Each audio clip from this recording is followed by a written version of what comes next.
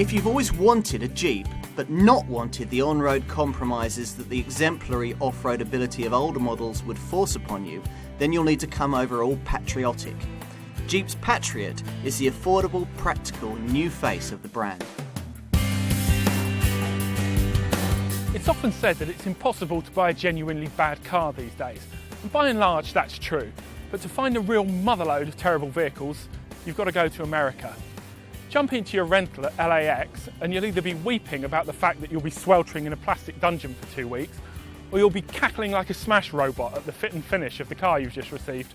Over here it's almost a cheap shot to rail on American imports, but there are some, not many, but some, that are definitely worth your consideration. One of them is this Jeep Patriot. It's a budget 4x4 that's built down to a price, but nonetheless features solid engineering, plenty of ability and a no-nonsense appeal.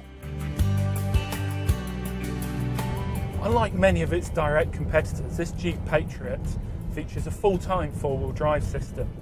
Unlike the more trendy front-wheel drive systems that when the front wheels lose grip, they then divert the drive backwards. In the Patriot, it's all-wheel drive all of the time. And should the going get really, really slippery, there's even a centre-locking differential. On tarmac, the Patriot's okay, if not quite as nimble as something like a Honda CR-V or a Toyota RAV4. The steering's pretty good, the brakes are fine, you get a good commanding high driving position. There are two engines to choose from. There's a 2.4 litre petrol that's very thirsty and which nobody should really bother with. And there's a 2 litre diesel which is sourced from Volkswagen. This develops 138 brake horsepower and is reasonably quick. It'll get you to 60 in about 11 seconds. And although it's a little bit agricultural, it's got plenty of torque in the mid-range, which is what you want in a vehicle of this kind. There's no getting away from the fact that the interior looks rather cheap. If you don't mind the fact that the fascia seems to have been built out of tic-tac boxes, there's a lot to like about this car. It doesn't take up any more room on the road than a Vauxhall Astra, and the controls are all fairly self-explanatory and refreshingly gimmick-free. The exterior styling is rugged and a lot more in line with Jeep tradition than this vehicle's sister car, the Compass. Whichever engine you choose, you can opt for either Sport or Limited trim levels. The Sport features wipe-clean seats, a tilt-adjustable steering column and air conditioning.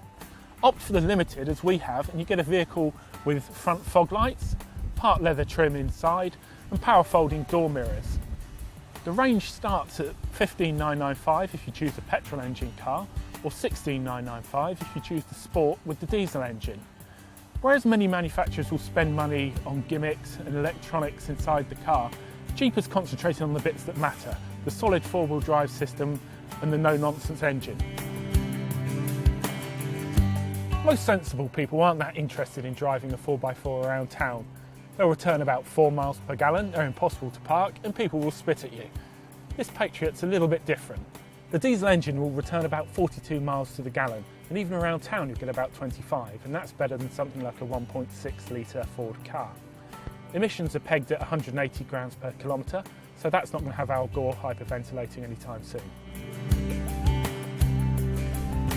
On the plus side, this Jeep Patriot is well equipped, it's very good off-road, and if you choose this diesel version, it's cheap to run. The downsides are that there are a number of rivals that are more agile on road, and also the interior isn't what you'd call chic.